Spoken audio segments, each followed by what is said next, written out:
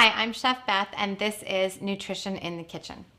One of the most common questions for parents and children is what foods are good and what foods are bad. And I have a really simple rule that I teach even very young children. I teach them as young as 3 or 4 even.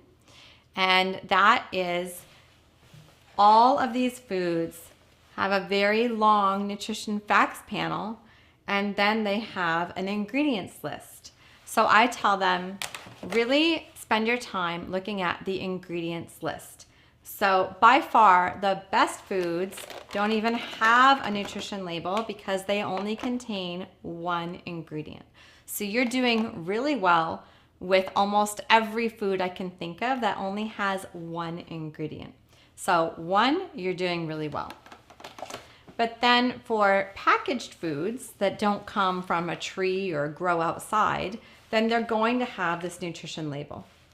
So you just want to look at the ingredients list and you want it to be very short. So I tell everyone 5 or less is best and more than 10, think again. So this has 3 ingredients just because they added a little salt. Most nuts just have 1 ingredient. Great choice, 3 ingredients. And these crackers, again, have only 3 ingredients, so this would be a really good choice. For chips, this one has 4 or 5 ingredients. Pretty good. 5 or less is best. Many foods in the center aisles of the grocery store. I'm not saying that the food is good or bad, but when you see an ingredients list this long, it has more than 10.